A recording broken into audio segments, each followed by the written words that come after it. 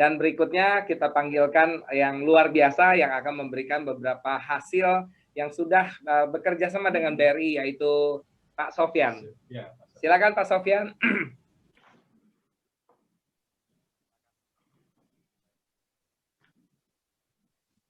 Ya, terima kasih saya ucapkan kepada BRI yang pada kesempatan hari ini mengundang saya untuk sharing tentang aktivitas kami di wilayah lereng Gunung Merbabu yang ada di Jawa Tengah.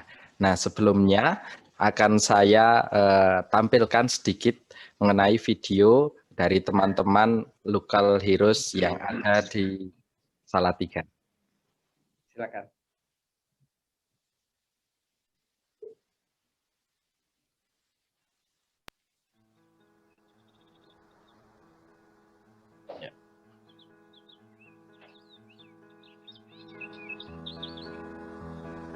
Pagi adalah tanda dimulainya segala aktivitas.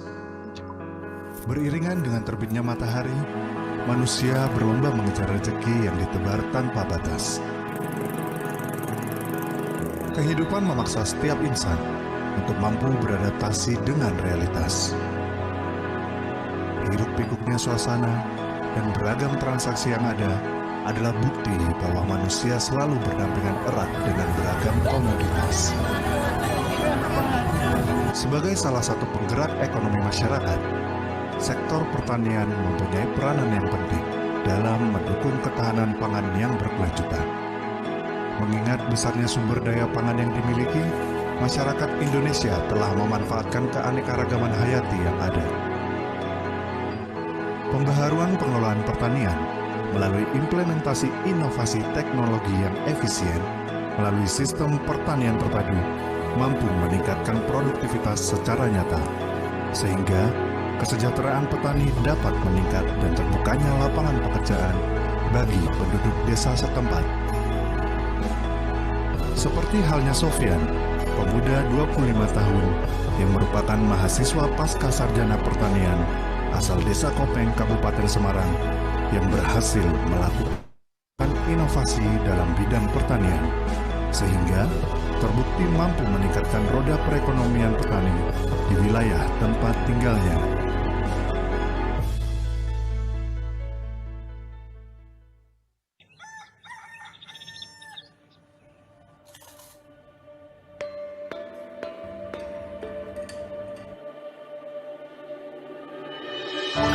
Problema petani itu ada di pasar.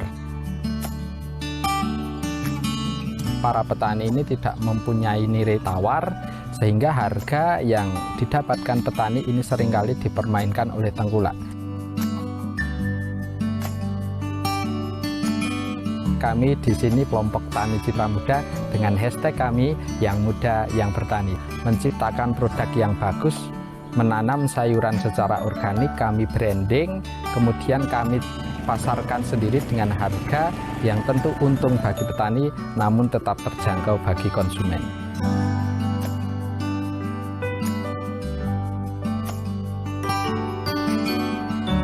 Awal mula saya mendirikan usaha ini ya omsetnya sedikit, jadi belum masuk untuk pengeluaran, kemudian juga saya mendapatkan rekan bisnis yang kurang menguntungkan sehingga barang yang saya jual itu tidak terbayar dan masih banyak lagi. Tapi sekarang ini teman-teman di sini dengan menanam sayuran organik paling tidak teman-teman bisa mendapatkan kurang lebih 3-5 juta per bulan itu bersih. Itu total keuntungan saat ini mencapai kurang lebih 300 juta per bulan.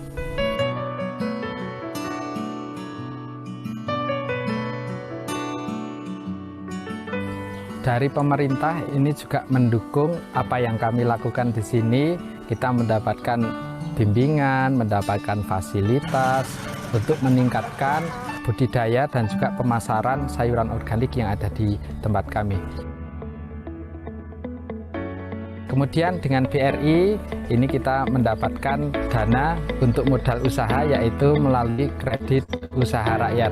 Dengan bunga yang ringan ini membantu kami untuk bisa lebih berproduksi untuk meningkatkan skala usaha pertanian organik yang kami geluti saat ini.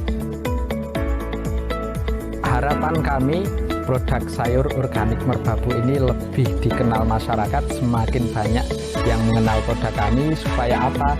Dengan semakin banyak pangsa pasar yang kami miliki, akan semakin banyak lagi para petani yang bisa kita serap produknya supaya kesejahteraan mereka semakin meningkat. Peran BRI melalui kredit usaha rakyat terbukti mampu membantu para petani untuk memajukan usahanya. Kepedulian dan ketulusan BRI untuk mewujudkan ekonomi masyarakat yang lebih baik menjadi prioritas utama dalam memberikan pelayanan. Semangat kelompok Tani Citra Muda selaras dengan cita-cita BRI untuk senantiasa hadir melayani masyarakat dengan setulus hati.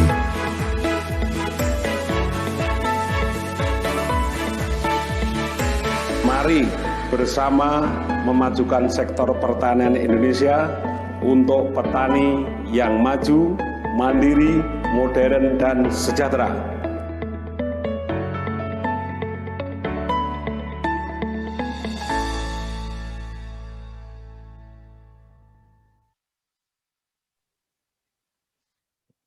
Ya, jadi itu tadi sekilas tentang kegiatan dan aktivitas kami di sini. Nah, yang teman-teman lihat semua ini bukanlah hal yang istilahnya instan. Jadi kita tumbuh berproses sehingga pada kesempatan sore hari ini saya ingin memaparkan kisah kami mulai dari 0 sampai sekarang ini, apa yang kami lakukan di tempat kami. Untuk itu saya akan share materinya. Jadi judul materi yang akan saya share pada sore hari ini adalah berkarya dari desa dengan menjadi agro sosiopreneur muda bersama Bank BRI. Nah, yang pertama saya perkenalan dulu. Jadi tadi sampai lupa perkenalan saking senengnya ini, Pak. Jadi saking senengnya tidak menyangka bisa diundang oleh BRI Pusat. Jadi nama saya Sufyan, umur sejak 25 tahun. Aktivitas saya dengan begitu banyaknya aktivitas, padanya saya adalah seorang petani, yaitu seorang petani sayuran organik. Nah, untuk usaha kami ini kita beri nama Citra Muda karena kita memiliki anggota, kurang lebih anggota inti itu ada 30 orang petani muda milenial yang tugasnya adalah membudidayakan serta memasarkan aneka sayuran organik berbasis komunitas, yaitu kelompok tani. Kemudian kita beri merek atau brand sayur organik Merbabu karena kita menanam di Gunung Merbabu. Kemudian kita juga punya sebuah hashtag atau sebuah moto, yaitu yang muda yang bertani. Dengan harapan anak-anak muda ini kembali tertarik ke sektor pertanian, karena masa depan pertanian Indonesia ini ada di tangan para pemuda Indonesia. Kemudian selain kita aktif dalam melakukan bisnis, kita juga aktif dalam kegiatan pembelajaran. Jadi kita punya sebuah unit yang namanya P4S atau Pusat Pelatihan Pertanian Pedesaan Swadaya. Nah, di dalamnya kita melakukan ada kunjungan lapang, pelatihan, magang kerja, dan juga seminar. Kemudian saat ini kita memiliki bergabung kurang lebih 400 petani organik di wilayah Kecamatan Getasan yang tergabung menjadi mitra. Nah, ini legalitas usaha kami. Jadi kita ada 2 legalitas. Yang pertama adalah kelompok tani sebagai produsen, kemudian perusahaan perorangan sebagai pemasar. Kemudian ini kebun kami, jadi kita mengelola kurang lebih ada 10 hektar lahan. Dan untuk organiknya ini alhamdulillah tempat kami sudah tersertifikasi organik dan juga halal, sehingga menambah nilai jual dari produk kami karena akan meningkatkan kualitasnya. Ini beberapa contoh-contoh kebunnya. Jadi memang sengaja kami tata semenarik mungkin karena kita pada intinya itu nggak jualan sayuran, tapi jualan gambarnya.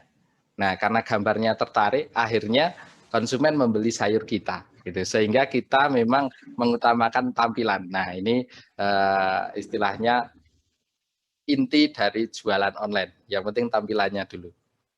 Nah, ini beberapa produk-produk kita. Jadi kita saat ini ada kurang lebih 70 varian sayuran organik, mulai sayur daun, sayur bunga, sayur buah, sayur salad, sayur herbal, dan masih banyak hal. Jadi kita terus bertumbuh, terus mengikuti tren pasar, terus mengikuti apa yang konsumen ini inginkan. Kemudian untuk sistem pemasaran di tempat kami, ini kita mengenal sistem pesan panen antar. Jadi konsumen ini memesan melalui media sosial. Kita menggunakan 3 media sosial utama, ada Instagram di @sayurorganikmerbabu, ada Facebook, kemudian juga ada WhatsApp. Nah, setelah konsumen ini memesan, orderan masuk di tempat kami, langsung kita panenkan. Kemudian kita kemas, langsung kita antarkan. Dan ini yang menyebabkan sayur ini bisa tetap terjaga kesegarannya sampai dengan konsumen. Nah, ini contoh dari media sosial yang kami gunakan. Jadi kami mengandalkan media sosial Instagram utamanya, sehingga tadi yang saya sampaikan, tampilan ini menjadi hal utama dalam kami menawarkan produk. Apalagi di kondisi pandemi saat ini kita tidak bisa melihat secara langsung, jadi semua konsumen ini akan mengakses produk ini melihat yang pertama adalah tampilannya dulu. Sehingga kita mencoba memberikan tampilan sebaik mungkin supaya konsumen kami tertarik. Nah, untuk pemasarannya saat ini alhamdulillah pangsa pasar kami adalah 70% ini kalangan rumah tangga, jadi B2C. Yang kita ada beberapa agen distributor dan juga reseller di beberapa wilayah, ada di kota-kota besar di Jawa Tengah, ada di Jawa Timur, ada di Jabodetabek, ada yang sampai ke Kalimantan. Kemudian ada juga 20% masuk ke beberapa supermarket, ada 10% yang masuk ke hotel, resto, dan catering. Nah, sebelum pandemi ini kita juga sebenarnya banyak sekali yang masuk ke hotel resto, namun karena pandemi sehingga kita juga harus cepat, harus analisis sehingga supaya usaha yang kami jalankan ini tetap bisa survive. Nah, ini beberapa contoh produk sayuran organik kami yang sudah dikemas. Dan ini contoh beberapa sayuran kami yang sudah di-display di supermarket. Kemudian ini juga beberapa fasilitas swadaya. Jadi karena P4S kita sifatnya swadaya, kita memanfaatkan apa yang kami miliki semaksimal mungkin. Ini yang kita manfaatkan untuk fasilitas pembelajaran. Baik untuk petani, baik untuk masyarakat umum, dan juga untuk mahasiswa maupun siswa. Kemudian ini beberapa program pelatihan kami sesuaikan dengan sistem pertanian organik yang ada di Indonesia. Kemudian ini beberapa mitra magang kami. Nah, kurang lebih aktivitas kami seperti itu. Namun semua itu by proses.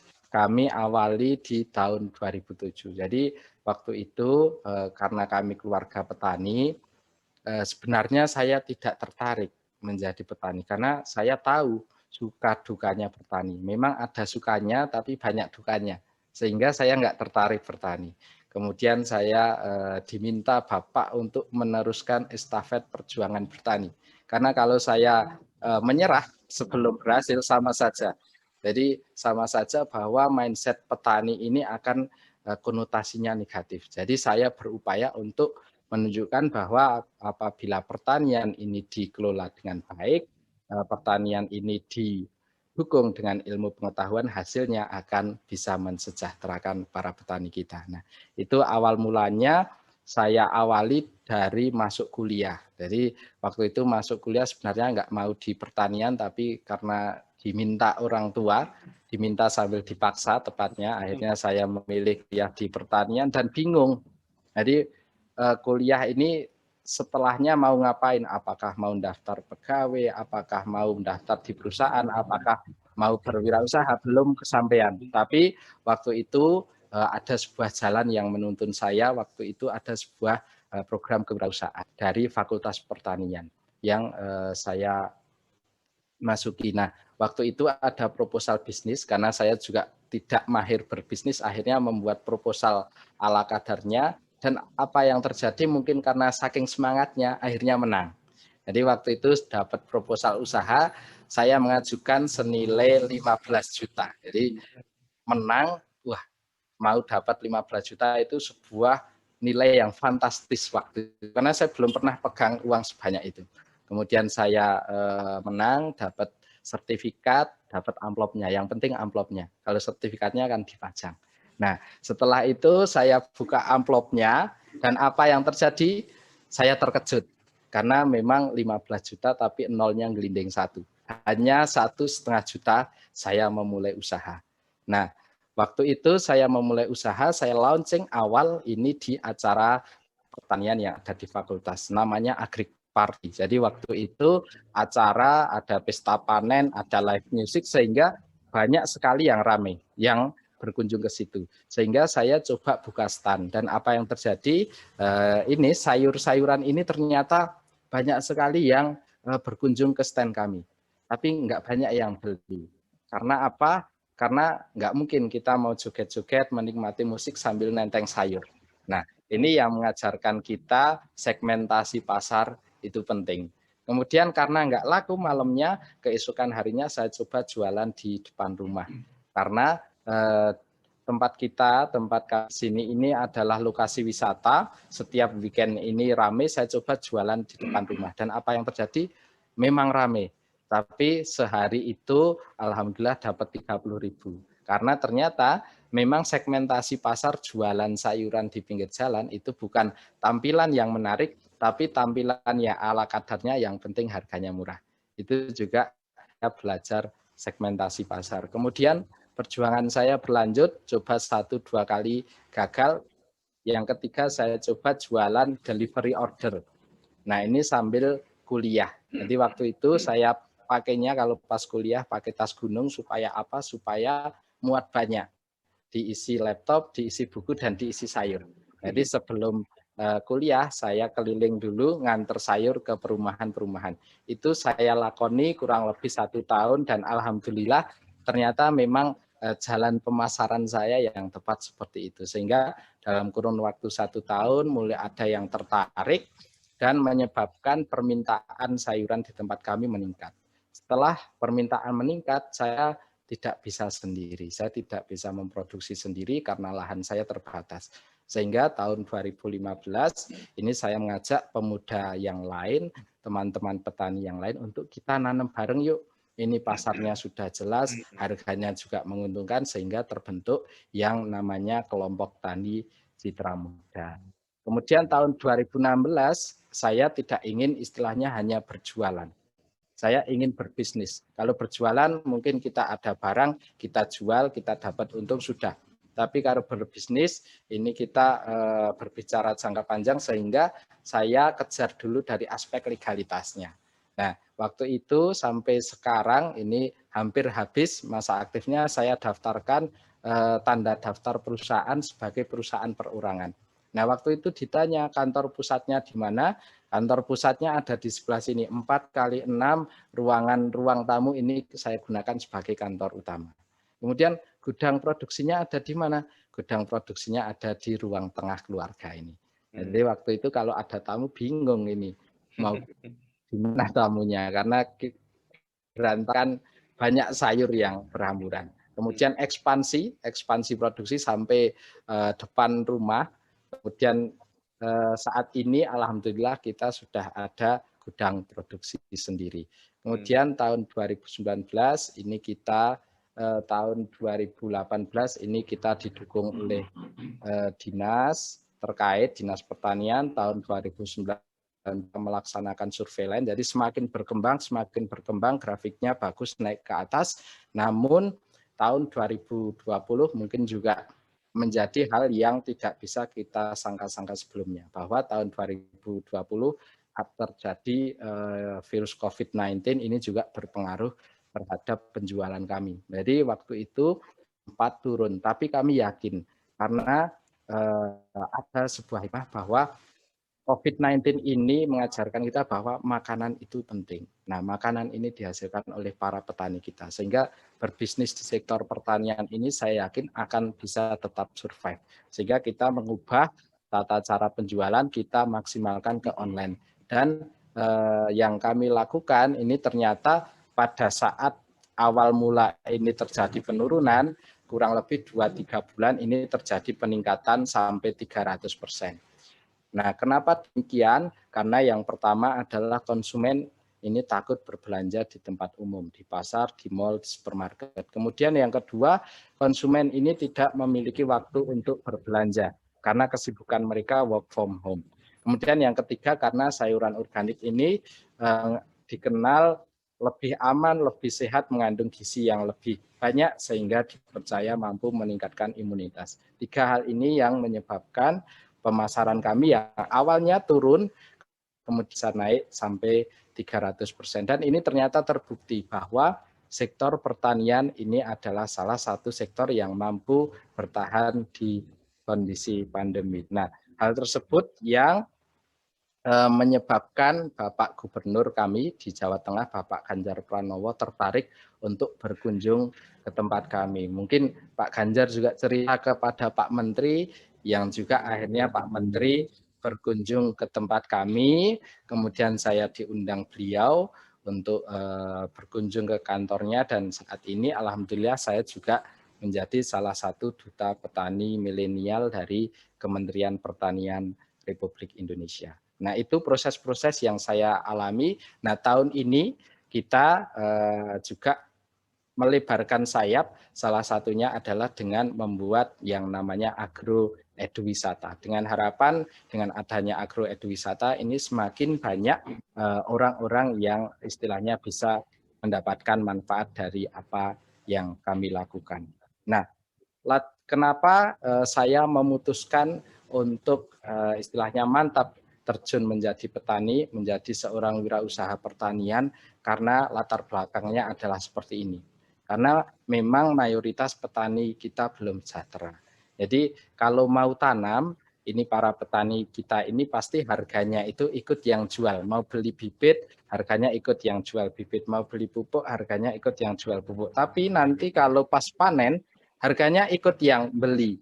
Jadi kita tidak bisa menentukan harga, ditambah lagi dengan panjangnya rantai pasok pertanian. Sehingga kami mencoba bagaimana solusinya adalah menjadi seorang agro-sosiopreneur atau seorang sosiopreneur di bidang pertanian. Nah, sosiopreneur ini menggabungkan antara pertanian, antara sosial, antara kewirausahaan, dan juga antara bisnis. Yang pada intinya menjadi seorang agro-sosiopreneur ini tidak hanya untuk sukses bagi diri saya sendiri, tapi harapannya untuk sukses bersama. Dan ini sejalan dengan local heroes yang ada di BRI. Sehingga saya saat ini juga alhamdulillah menjadi salah satu local heroes terutama di bidang pertanian. Dan juga kerjasama kami dengan BRI saat ini dari segi modal, seperti yang tadi video disampaikan bahwa kita juga mengakses yang namanya kredit usaha rakyat, karena dengan bunganya yang rendah ini juga masih masuk dalam hitungan kami untuk meningkatkan usaha kami di sektor pertanian. Kemudian juga ada local heroes, kemudian juga yang terbaru akhir tahun kemarin ini kita mendapatkan CSR berupa alat pencuci sayuran plasma ozon. Ini juga bekerja sama dengan Undip.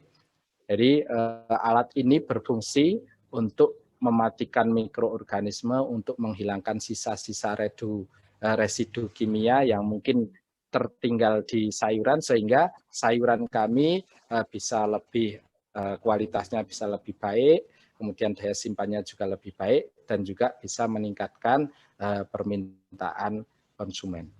Nah, mungkin itu yang bisa saya sharingkan secara singkat tentang kegiatan kami sebagai local heroes yang ada di wilayah cabang BRI Salatiga.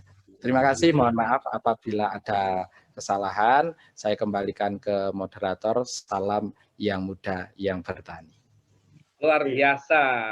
Ini Pak Sofyan, ini dari chatting yang saya kumpulkan banyak banget yang akan bertanya sama Pak Sofyan. Jadi langsung aja catat itu WA-nya Pak Sofyan, Instagram-nya langsung dikepoin ya supaya teman-teman bisa belajar dari siapapun juga. Jadi ini bukan perkara anak muda, bukan perkara orang yang lebih berumur, tapi siapa yang lebih mendalami hal ini. Jadi ini yang sudah langsung WA ke saya juga banyak Pak Sofyan.